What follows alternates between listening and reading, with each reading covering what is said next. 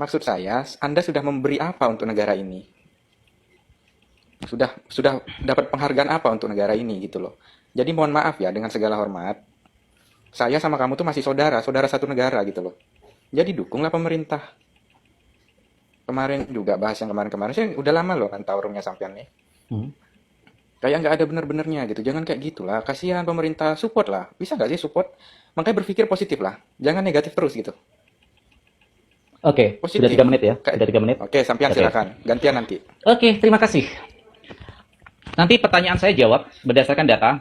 Undang-undang negara mana, undang di negara ini, ya undang-undang di negara ini yang menyatakan bahwa rakyat harus memberikan selain apa yang tercantum di dalam Undang-Undang Dasar 45 bahwa rakyat itu adalah sebagai pemilik kedaulatan di negara ini, yaitu Undang-Undang Dasar 45 pasal 1, kedaulatan ada di tangan rakyat, juga diperkuat oleh pasal Undang-Undang 45 pasal 27 bahwa kita Enggak. punya, sebentar dong, jangan dipotong dong.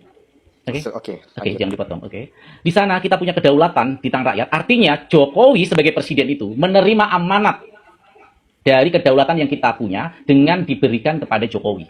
Kita berbicara tentang epistemologi dulu. Ya, Anda harus tahu apa itu epistemologi ya. Saya bawa ke epistemologi dulu. Yang kedua, yang kedua, di dalam Undang-Undang Dasar 45 pasal 28 jelas diterangkan di sana, setiap warga negara. Kenapa? Di dalam undang-undang itu selalu kalimatnya adalah setiap warga negara. Artinya individu mempunyai kekuatan, mempunyai hak kedaulatan, dan mempunyai sepenuhnya hak asasi, baik hak asasi maupun hak warga negara, kedaulatan di tangan rakyat, ke hukum itu setara, ditambah pasal 28 Undang-Undang Dasar 45 huruf F, di sana dikatakan setiap warga negara bebas untuk menyampaikan pendapat di depan publik, baik lisan maupun tulisan.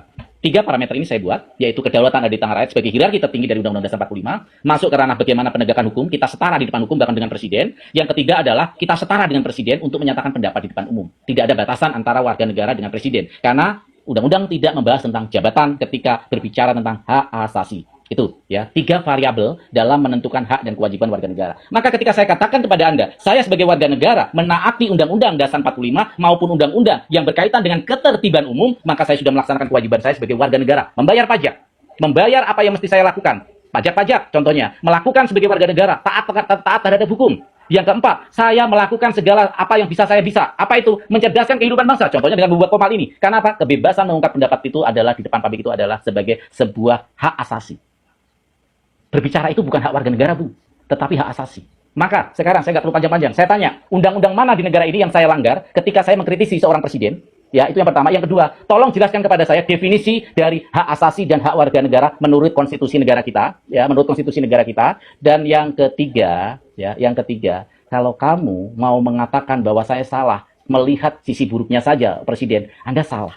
Presiden itu dari bangun tidur sampai tidur lagi digaji oleh rakyat. Ketika berhasil nggak perlu dipuja, nggak perlu dipuji. Tetapi ketika gagal mereka, maka mereka bertanggung jawab atas fasilitas yang diberikan oleh rakyat berdasarkan gaji yang mereka terima dan fasilitas yang mereka terima. Bahkan mereka mendapat pensiun seumur hidup.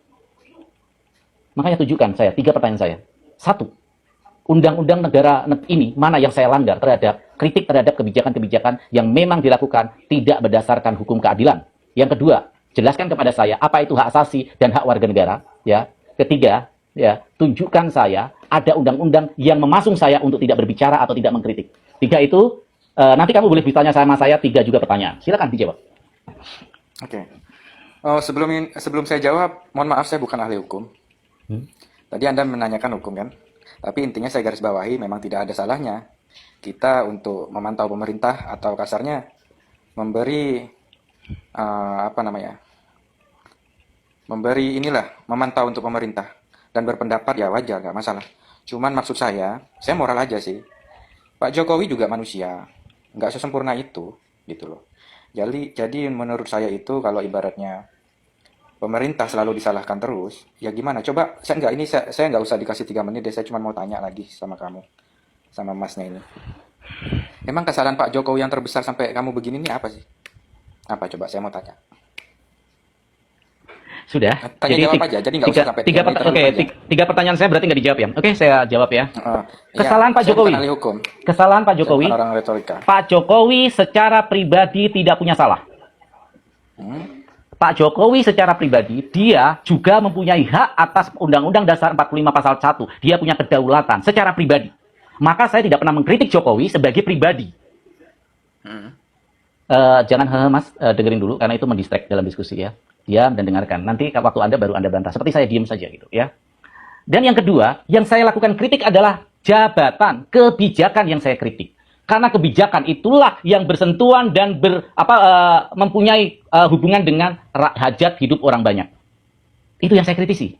Sesuai dengan apa? Sesuai dengan landasan dasar fundamental demokrasi di negeri ini yang diambil oleh founding father kita dari teori trias politika yang dibuat oleh Montesquieu, bahwa ada 3 instrumen di negara ini: legislatif, eksekutif, dan yudikatif. Legislatif itu posisinya adalah oposisi. Legislatif itu adalah anggota DPR. Anggota DPR bertanggung jawab kepada rakyat. Artinya pemilik dari oposisi itu adalah rakyat itu sendiri yang memberikan wewenang kepada legislatif. Sehingga kita punya hak untuk bersuara dan mengkritisi. Jadi kalau kamu bertanya kepada saya tentang kesalahan Jokowi, Jokowi sebagai pribadi tidak punya salah terhadap saya. Bahkan saya hormat dan respek terhadap Jokowi sebagai pribadi.